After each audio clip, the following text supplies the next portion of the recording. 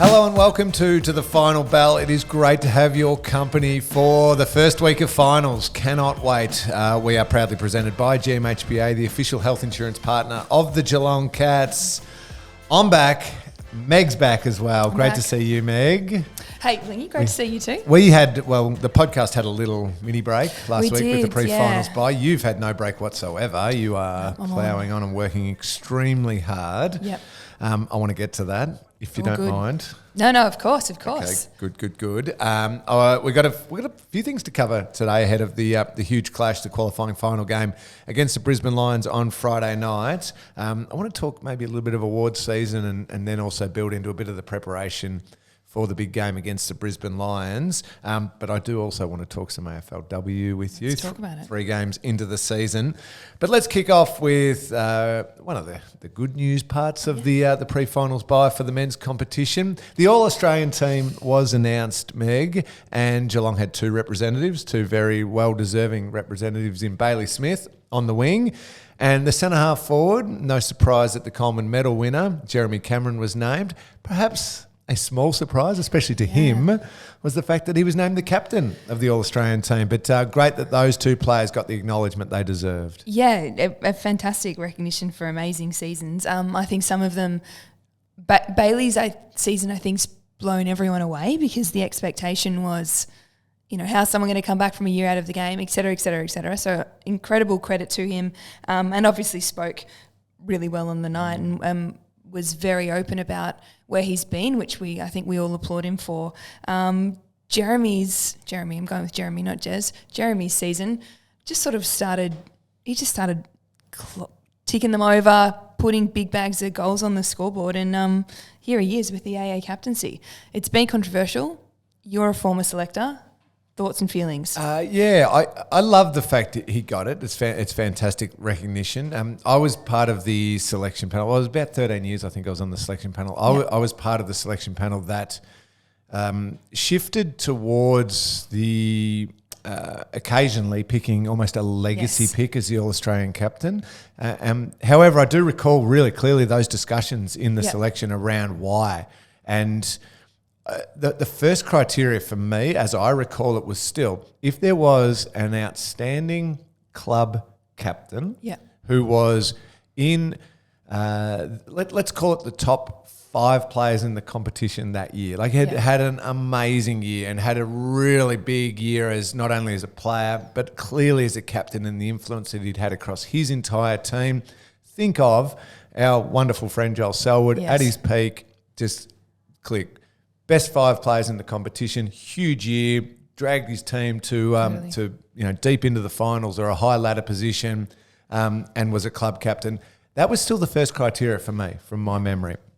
Then second to that was there's either not a clear cut club captain, or perhaps 1 or 2 of the club captains who made it had great years, because you've got to have a great year to make the All-Australian. But maybe you're putting them on the bench or something like that. Therefore, in place of that, we would then choose a Buddy Franklin, who 8-time All-Australian, in recognition for everything that he had done, how incredible he had been. Despite not being a club captain, it was, here's something else he could have on his resume, All-Australian captain. To me, that was the memory of it. So I certainly don't want to. I've said this on radio, but I've also, now I'm on an actual Geelong Cats podcast. I don't want to strip anything away from Jeremy and the fact that he deserves every recognition for his entire career, plus this year.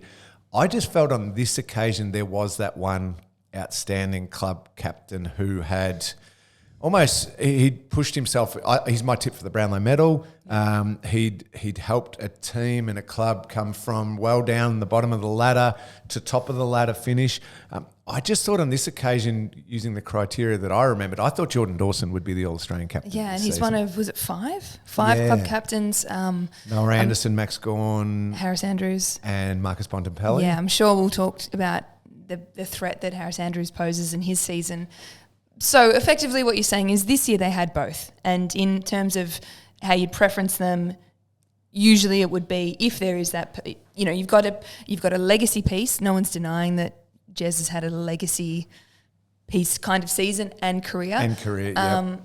But But equally at the same time, on this occasion, this year, the other is true as well. Yeah, and to defend the current group of selectors, and it's not my job to defend them or not, there's been a high turnover of selectors in the last probably 4 or 5 years so Kevin Bartlett was a big one for if there's not that obvious club captain pick, let's do the legacy piece. And that was with myself and a few other selectors who have since now moved on, given the time they spent on that selection panel. I don't know now if they've weighted it differently and said, let's just go legacy pick. Anyway, well, regardless of that discussion, that's sort of the background of what initially happened. I still want to shout out and say congratulations to Jez. What an achievement. Yeah, and to Bailey. Fantastic achievement. Before I get to some other award winners from the Cats, Max Holmes was probably the only other one that was in and I would imagine really deep in discussions. And having been a part of the panel, some of those discussions can get quite back and forth. Never aggressive, never angry, anything like that. But you can often have a group within the room, 3 or 4 pushing hard for one, and then 3 or 4 pushing hard for another. And those discussions become robust. I imagine Max Holmes was part of some robust discussions.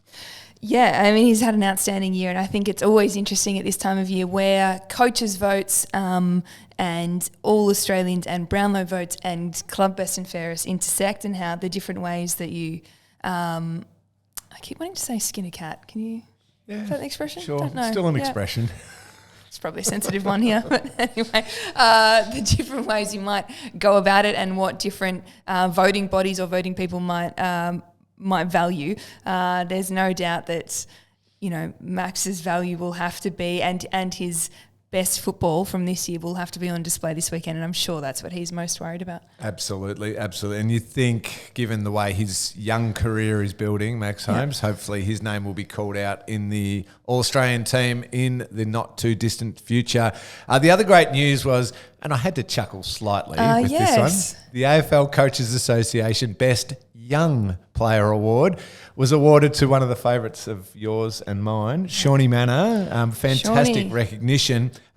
Still a young player? Still a young player. What is the criteria? First 2 years. Okay.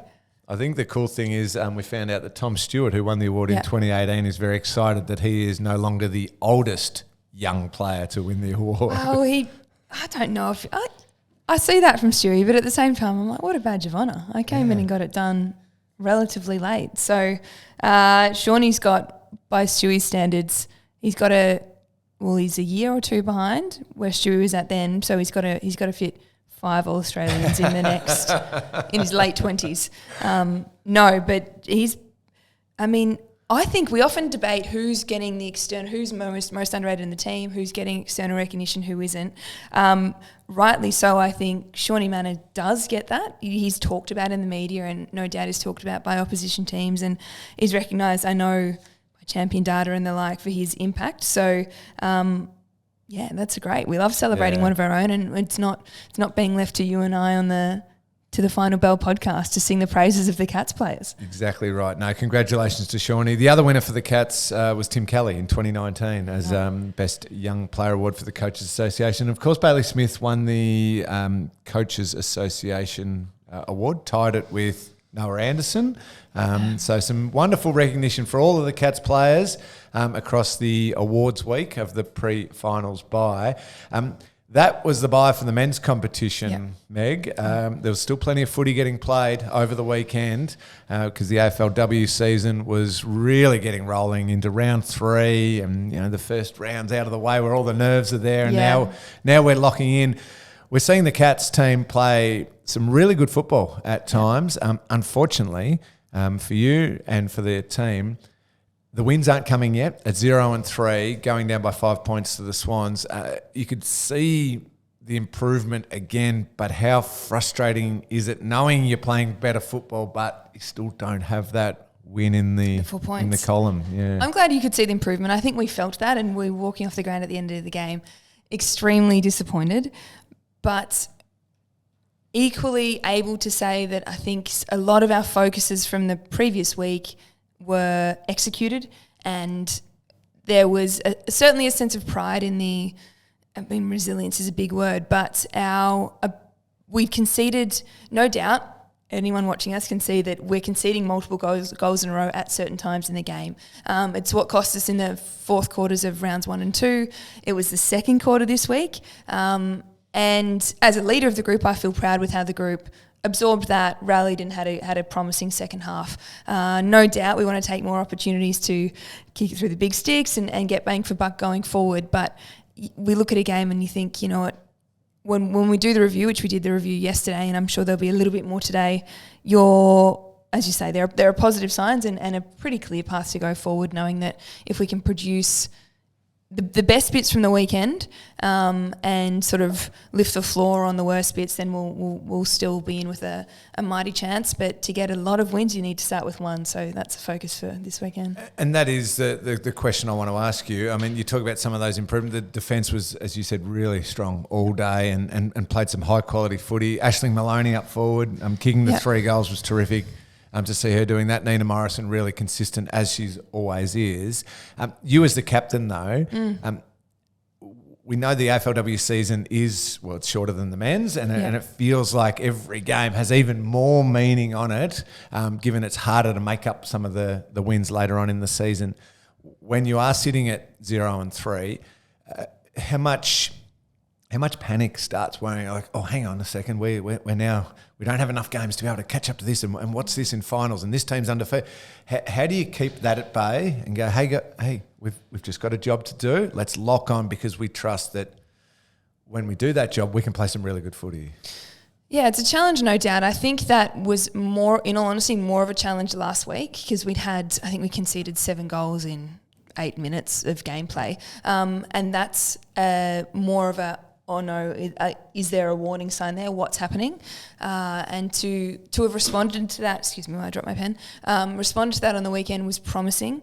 I think you've got to lean into the players in your program and the parts of your program that are more process driven and are able to push the emotion and the worry and the anxiety aside and present what happened on the weekend and how we go forward in simple terms. I think my 2 vice captains, Nina is particularly analytical like that, and I think leaning into how she sees the game, and certainly the midfield in general led with that. I felt throughout the game they just went back to their principles and went back to, winning contested possession and clearance and having that focus. I think if that can permeate its way through the whole team, then we'll stay calm. And as long as you're seeing improvement one week to the next, I think it's easy to remain focused. Of course, you want to improve relative to the competition. So that's the challenging bit. And it's the challenging thing about how we often have what we would say is sort of challenging starts to the season. It presents an opportunity, but if you don't get it done, you lose that. It's almost like the men's team at the moment. It's a completely different circumstance, but there's commentary around whether we've been challenged enough. So you could have the argument about, well, we're really feeling ourselves and we're in form and we've got our flow and that's really happening. That is harder to achieve when you've played 3 great teams in the competition. So I feel positive about the improvement. Do I feel that we've absolutely clicked yet? No, but that's, I still think we're moving towards that. Let's hope. Sense? Yes, it does. Yeah. Yes. Let's hope that clicking happens this week, because the challenges keep coming. Playing the Bombers at Windy Hill, Sunday, 3:05 p.m. for those who want to head up to Windy Hill. They're undefeated. They're undefeated, yeah. They've had, well, you can only beat who you've played against, but they've had convincing wins along the way, and can't deny that they're a really driven, contested, combative team with a lot of skill and some really exciting youth coming through, which is evident across the whole competition. Everyone's celebrating how good the 18, 19-year-olds are. So Windy Hill, we go up there and try and stay focused. Well, let's hope we get a win on the board, but that continued improvement is obviously the big focus. Good luck. Thank you for sharing. No worries. I was nervous because I know how competitive you are and I know how competitive I am, and if I was asked in the same situation, I'd be like, we'll be right, just grit the teeth. No, we will be, and that's what you want to see from your teammates as well. And there was evidence of that on the weekend. There was a bit of biff, not that you want to encourage it, but there's, standing up for your mates. We've got, shout out to say, Emma Kilpatrick's a new player in the back line who clearly has that in her, just like... Want to win. Yeah, I was about to swear. But want to win, footy smarts, draw draw a free kick, draw a 50, lay a big tackle late. So lots of things to be excited by. Absolutely. Well, good luck on Sunday. As I said, Windy Hill against the Bombers, 3:05 p.m. This Sunday. Get along and support the team. Speaking of supporting the team, we're going to take a break, but remember, be part of the March to the G, which is proudly presented by Gatorade. So this is Friday night, departing at 6 p.m. from Fed Square. You can join the mighty blue and white as we march to the G to cheer on our Cats. Led by the Geelong Cats marching band. Make sure you're part of this epic lead up to the game. And you can also paint the town blue and white this September in the Show Your Colours campaign presented by Dulux. Paint your fence, your house, your face, blue and white. Get the hoops out and share your photo via our finals hub, and you'll be in the chance to win. Are we winning a prize with that one, Jakey? We're going to win something. Dulux, I think it might be paint related. Oof. Or jelly beans. Maybe both. Either one's good. Both is even better. That is the best thing about when the Cats are in the finals, seeing the blue and white start popping up around town. So, let's show your colours out there, please. Paint whatever it is, your office, your office area, whatever it might be. Indoor. Get some streamers up or something like that. We'll have to ask Dulux what the Cats blue and the Cats white is in their colourway. Ooh, yeah, good point. There we go. Get the official colours right. Yeah, the official colour. But send those photos or videos in, please, to our finals hub. Let's take a break and then let's look towards the big game on Friday night. Winning a three-peat isn't easy, but at GMHBA Health Insurance, that's exactly what we've done. By winning the 2024 CanStar Outstanding Value Hospital Cover in Victoria 3 years running. GMHBA have been caring for the Geelong community since 1934 and are proud supporters of the mighty Geelong Cats. Join at gmhba.com.au. Welcome back to the Final Bell. We are proudly presented by GMHBA, the official health insurance partner of the Geelong Cats. We are going to get into Friday night's game. The Cats taking on the Brisbane Lions at the MCG in the qualifying final. The health is so important at this time of the year. Health is wealth, best availability. Best ability is availability. Yes. Gosh, I'm all over the shop today, team. That's okay. The health update, we always say it. Please check the club channels for the full update today. Amazingly, which is fantastic, we have one player listed on there, which is Toby Conway. Unfortunately, not great news for him, of course. But it is crucial at this time of the year to have that availability and to be able to have pressure still coming for spots and players knowing that, okay, if I'm not quite right to go with it, whatever the physical ailment might be, there's somebody else who can come in there and just be ready to go.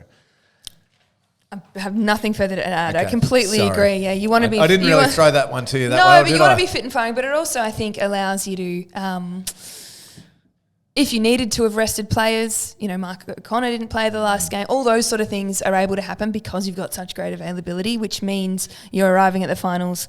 I mean, obviously everyone gets the bye, so that's a pro. But you're fresh. You're not just available. You're fresh and at the top of your game. And ready to go. Yeah. We've only been doing this all year together, Meg, and I still can't throw it. No, you threw well. I just had nothing further to add. I did not throw it. That was an awful one. But the good thing is the Cats are going to be much better than that on Friday night. It is finals footy, and to me, when I look at it, and of course I'm biased, I do look at the Geelong games more closely. Yeah. I do see this game as the most pivotal final of the opening week of finals. Obviously Adelaide at top spot on the ladder, taking on Collingwood on Thursday night. Huge game, especially given what happened there only a few weeks ago. A couple of massive elimination finals, but just from the pure quality and top end last year's finals results. Absolutely. Geelong and Brisbane just loom as two brilliant football teams. The reigning premiers playing against a team that's won a recent premiership, plus obviously pushed them right to the end in the last year's preliminary final. It is going to be one of those true cracking finals games, I reckon. I mean, I'm really excited. It's just as a fan, I was at the grocer yesterday and I was, when you hear people talking about it and you want to jump in on the I don't know if you, I want to jump in on the conversation. They'd probably invite you into the conversation, but there was a woman who was getting her food checked out at East Fruit Market, and she was like, "You're going to the footy on Friday," and they were having a little chat about it. It's the fever's hit, and I think you're right. The excitement is because you feel guaranteed of a great game. Do you feel that this is this game will be repeated in 3 weeks' time? Do you feel like this is a grand final? Yes, again? I do. Yep. Yeah, either way. And obviously one team, the winning team, will have the smoother path to that grand final. But I think both these teams are at such a high quality and across the board. I am constantly I go from my memories, my experiences, the way I was taught and coached by both Bomber Thompson and also Chris Scott and the wonderful assistant coaches I had, about learning to play finals football rather than home and away football. And it is a different beast. The game is quicker. The game is more intense. The game lives in a contest more, and you have to be cleaner and more efficient in a contest to have those moments of breakaway. Speed. I'll question you then, which players become more important in finals? Like their best footy becomes, you're thinking, is it a Tom Atkins who we've lauded all year but whose pressure at the source is going to be paramount? Absolutely, yep. The answer is to every possible person you could ask me. They're in a game as evenly balanced as Geelong versus Brisbane. We're talking about the 22nd, 23rd player having crucial moments in the game. And they might not have as many moments as a Hugh McCluggage or Bailey Smith, but they are still going to have moments which can make or break this game. I think it's going to be that tight. Let's use our two premier on-ballers in Bailey Smith and Max Holmes as examples. Those types of players are crucial in finals because they've got the ability to win the ball in a contest, which is great, and to be clean and strong in that contest, combined with Tom Atkins and Sean Manor coming up and all of that. But in those maybe 7 total moments in the game that you get to break into some space and open the game up, you need players capable of doing that and to turn what feels like this vicious arm wrestle into a high-speed, high-energy, highly efficient open field play. Bailey and Max has that. And so they become, eventually, it's not going to just be minute 1 away they go, but maybe a moment in the third quarter, a moment in the last quarter, their ability to break from congestion become crucial. Yeah, you can think of highlight moments from their careers in previous iterations of this team and other teams. You think of Bailey's, I think it was a final, that left foot goal at the Gabba. You speak about like Max goal from the goal square in 2022 in the qualifying final. So as the game goes on, surely their influence only increases on the game if their athleticism can hold out.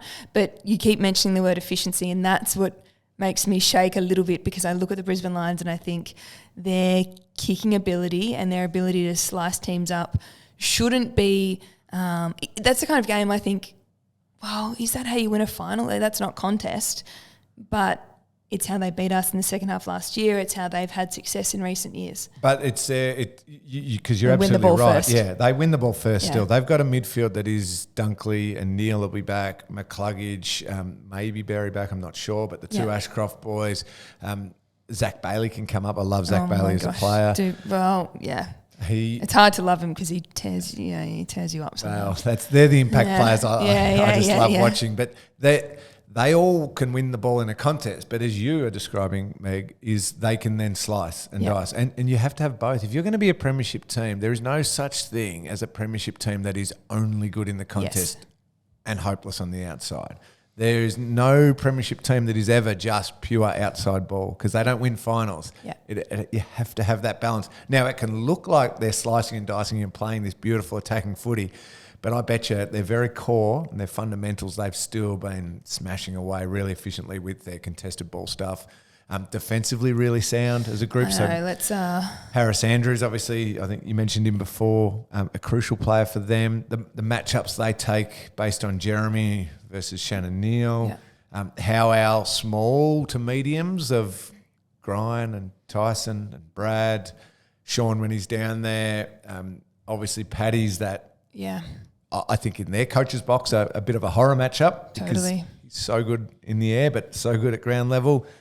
We'll give them plenty of headaches, but can they organise their defence well enough to stifle some of our wonderful forward play? Yeah, well, let's talk about Harris Andrews and the game down here during what round was it? Was it 15? It was mid part of the season. I've tried to block that one out from my memory, but yes, around that time. I think there's a period where you block it out, and unfortunately, the past month or so, you have to think, how are we going to prepare for that? Yeah. And I mean, in the space of the month since, Shannon Neal's, I think, become a completely different player.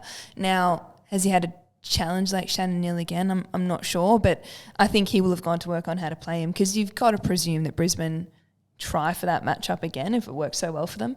But if you put Danger down there to think about, I know I was looking at some of the shows last night, and Blitz has played significantly more time forward than in the second half of the season. So, yeah, they're a challenge. They're an amazing aerial team defensively, but we've got players to bring it to ground. Yeah, and that's the thing. If it obviously first preference, we mark it, great. Yeah. But if the second thing, it just comes to ground, then and our favourite, Brad Close, gets to work. Yep. Tyson. Gee, Brad Close is important. We say it every week, but sometimes it gets overlooked out in the wider population. But and then obviously us down back against a very good forward line and a different forward line. There's no longer Joe Danaher there. Do you know who scares me in their forward line? Have a guess. Logan Morris or Cam Rayner? No, neither. Neither? Both, but not the one that I get a little bit like, about. It's from Ballarat, I think. Maybe I pulled that in. Maybe he's not from Ballarat. Loman. Kyle Loman. Is he Ballarat? I'm not sure where he's from. Not sure. I'm going to Google that while we're discussing it. Yeah. Obviously not a consistent threat, but he did things in the ground. He seems to be a finals performer, and I just think with all the their threats are obvious, but like who's gonna just shut him down? Because barometer behaviour from him, and I don't like it. No, and I again. Ballarat. Maryborough. We're not far away. That's Country close. Vic. I'll pay Country that. Yep. And of course, I don't want them all playing like this because it's against Geelong this week. But just from the footy fan part, when they're playing other teams, I love what that Brisbane Lions midfield forward connection and multiple options is. We mentioned Zach Bailey being able to do it, Cam Rayner having moments on ball and impacting, but also then getting forward. The different threats and movement and mobility through that forward line is going to be a really tough matchup. Yeah. And we've clearly got an experienced defence and Jack Henry's in good form, Zach Guthrie's in good form, Tom Stewart's just an amazing player. Well, he's in good form too. I think compared to the first half of the year, he's really back to his old self at the moment. So I don't know where he goes or if his intercept games come back. So is he dropping off? I don't know. And a couple of the matchup that the Cats will be wrestling with throughout the week, I imagine in their match committee meetings, is Oisin Mullen. Yes. Is it Lachie Neale coming straight back in? Do you just not let him get going at all? Or is it Hugh McCluggage, who's had just an unbelievable season? Who does Mark O'Connor play on or play off? O'Connor would be more obviously down back a little bit more than coming into the midfield. So is it Zach Bailey who will come up into the midfield? I like that one. O'Connor goes with him. That's going to be the beauty. And this is what I love most about finals. You are still playing, but you do the occasional bit of media. My full-time job is the media. We occasionally look at games of football and we are talking about matchups that deep down inside, I know really don't matter. Interesting. My job is to talk the game up and everything like that. But that particular matchup's not deciding this game that's between 3rd and 15th on the ladder. Yeah. In this game of football that we are talking about, 2nd versus 3rd, every single matchup matters. Every single and you're gonna have a player might have 6 different matchups throughout the game, and every moment of every single one of those different combinations is going to matter in this game of footy, and that's what I love about this. Yeah, it's exciting, and it takes high competency in the players as well, I think, because you can go into a game and have such a narrow focus. I'm going to try and beat this player in a one-on-one, and that focus is too narrow for, as you say, the adaptability and the general level of these kinds of games. You're going to have different moments against different players at different times, finding yourself all over the ground and having to execute. So we'll see. It makes it exciting. We do have producer Jake, who's done a wonderful job all year putting this podcast together. We love what he does. Down the bottom, the very last line, he's got tips and or predictions. Jakey, I don't think we needed that one because I'm tipping the Cats and I'm predicting the Cats win. Yeah, I'm tipping the Cats. Total bias in this particular podcast. Here's a question for you. Do you feel like there's the fact that it's a qualifying final, not a prelim, changes anything? It's a good question because prelim finals are the greatest games of the year for me. It's my favourite weekend in all sport because they are the best football, the best 4 teams of the year. I love and everything's on the line to be there next week. So love that. But every year, and I've said this right for the last 25 years, there is always one other final of the entire final series that is the most crucial final of that entire final series that ends up with the ultimate premier. Well, we keep going back to 2022, but that Collingwood qualifying final. And of course, I'm Geelong centric. That qualifying final, I remember back to the 2011. It was Geelong Hawthorn, and Hawthorn were coming on like a freight train as far as their years gone, and West Coast were just drifting off at the time. We knew that whoever won that first final was in the box seat because it meant that if everything went to plan, you would end up with probably West Coast at the MCG, who had this terrific young team season, were just coming off the boil a little bit. And it would leave a Collingwood Hawthorn prelim on the other side of the draw. So that qualifying final was the most important final of the whole series.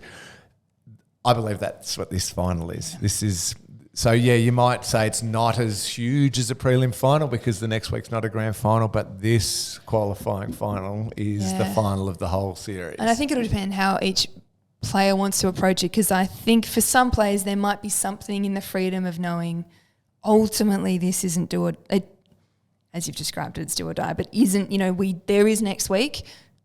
So let's go for it. Freedom of mind, hopefully. We'll see. Well, what a game it'll be. Brilliant game. It starts at what time? Is it 7:40 p.m? 7:45? We're just going to check that one while I keep talking. Obviously at the MCG, Friday night. Hopefully there is a huge Geelong contingent, 7:40 p.m. Thank you, Jakey.